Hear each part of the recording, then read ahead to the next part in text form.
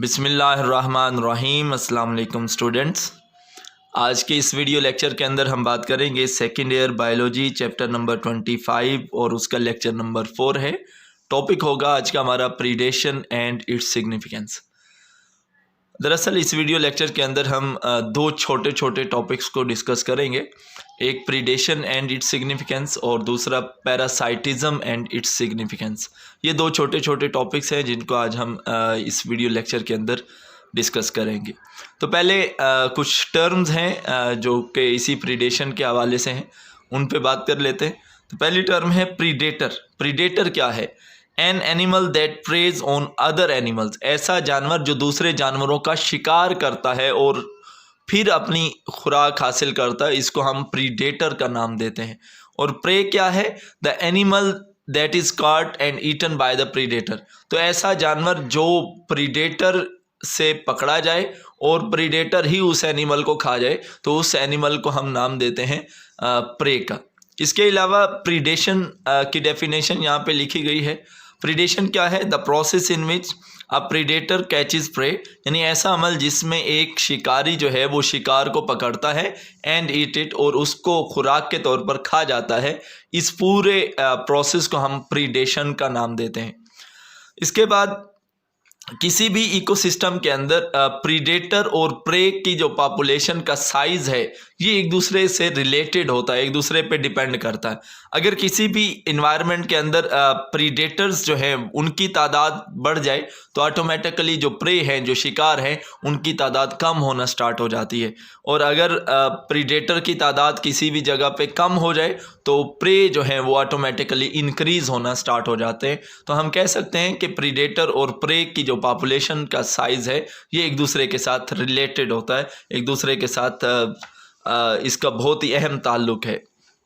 यहाँ पे एक एग्जांपल दी गई है, if number of prey is large, कि अगर किसी भी जगह पे शिकार बढ़ जाए, यानी जिस चीज़ के ऊपर प्रीडेटर ने अटैक करना है वो एनिमल्स बढ़ जाएं, तो फिर क्या होगा? Increase in number of predators. तो शिकारियों की जो है वो खुराक बढ़ेगी, तो प्रीडेटर जो हैं उनकी तादाद ऑटोमेटिकली जो है वो इंक्रीज़ होना शुरू हो जाएगी, क्योंकि फूड की जो अवेलेबिलिटी है in the form of prey वो इंक्रीज़ हो रही है। तो जैसे ही प्रीडेटर इंक्रीज़ होंगे तो वो प्रीडेटर जो हैं वो इन प्रे को as a source of food जो हैं वो इस्तेमाल करना शुरू कर देंगे, खाना स्टार्ट कर देंगे। तो एज अ रिज़ल्ट क्या होगा? नंबर ऑफ प्रे रिड्यूस्ड हो जाएंगे। तो वो पॉपुलेशन जो शिकार की बढ़ी थी वो अब शिकारी के शिकार करने की वजह से वो उसकी जो पॉपुलेशन है वो कम हो जाएगी।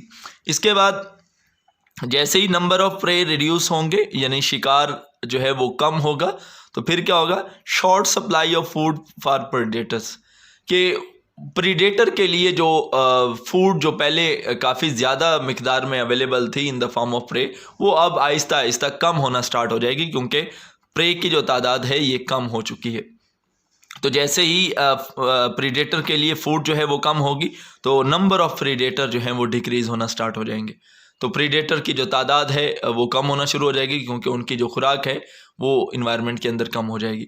तो इससे क्या होगा? जैसे ही प्रीडेटर डिक्रीज़ होंगे, दोबारा से जो प्रे की पॉपुलेशन जो है वो आहिस्ता आहिस्ता इंक्रीज़ होना शुरू हो जाएगी।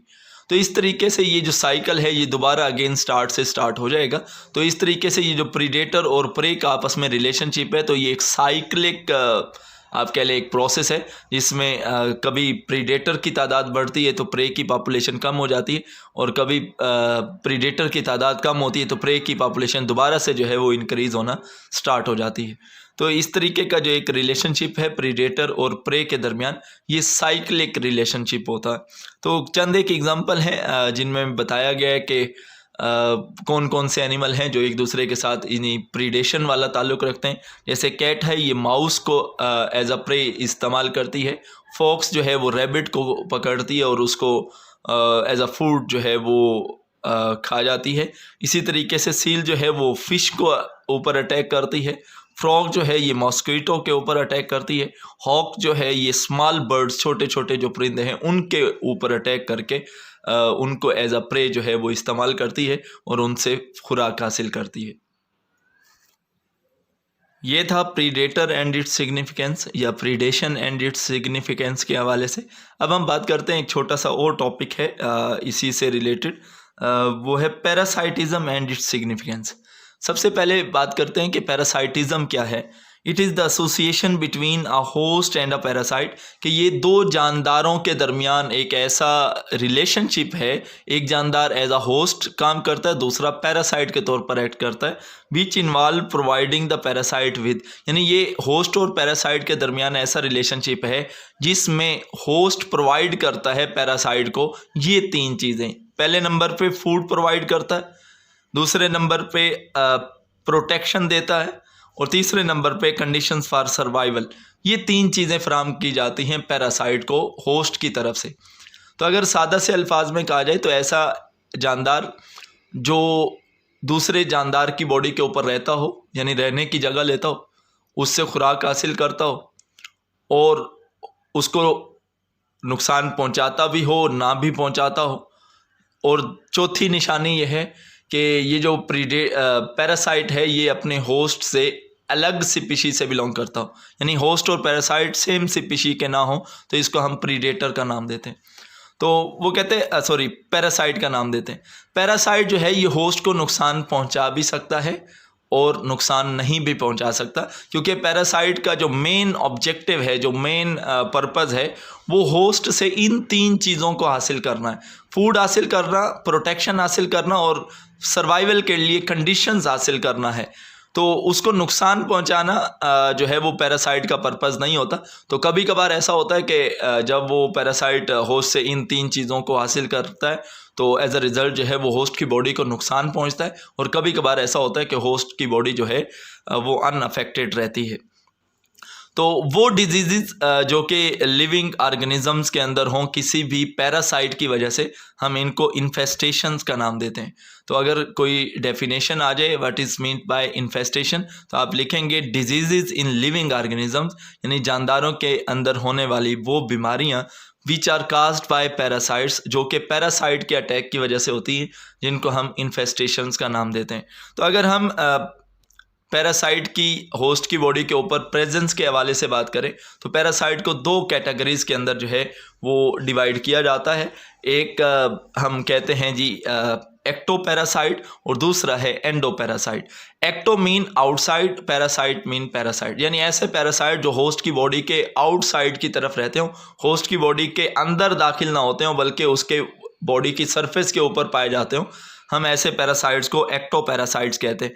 और ऐसे पैरासाइट जो होस्ट की बॉडी के अंदर जाके रहते हैं उनको हम एंडो पैरासाइट्स कहते हैं। तो यहाँ पे देखते हैं इसकी डेफिनेशन क्या है एक्टो पैरासाइट्स की। Parasites living outside the body of the host, जो होस्ट की बॉडी के बैरूनी तरफ रहेंगी, हम उनको एक्टो पैरासाइट्स का नाम देंगे। जैसे फंजाई काजिंग डेंड्रफ इन हेयर, जो बालों के अंदर जो डेंड्रफ, जो खुश्की पैदा करने वाली जो फंजाई है, वो हमारी बॉडी के अंदर इंटर नहीं हो जाती है बल्कि बालों के अंदर यानी स्किन के ऊपर मौजूद होती है। इसके अलावा अगर हम एंडो पैरासाइट्स की बात करें तो एंडो पैरासाइट्स की डेफिनेशन किस तरीके से की जाएगी। Parasite living inside the body of the host, ऐसे पैरासाइट जो होस्ट की बॉडी के अंदर चले जाएं तो उनको हम नाम देते हैं एंडो पैरासाइट। जैसे कि हमारी जो इंटेस्टाइन है उसके अंदर रहने वाला जो टैप वर्म है, इसको हम एज अ एंडो पैरासाइट का नाम देते हैं।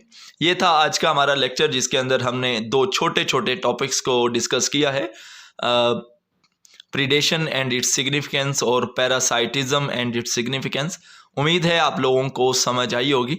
अगर आप लोगों का इस हवाले से कोई भी क्वेश्चन हो तो आप लोग कमेंट सेक्शन के अंदर पूछ सकते हैं। मैं आप लोगों के तमाम सवालात के जवाबात देने की कोशिश करूँगा। आज के लिए इतना ही। अगली वीडियो तक के लिए मुझे इजाज़त दीजिए। अल्लाह हाफ़िज़।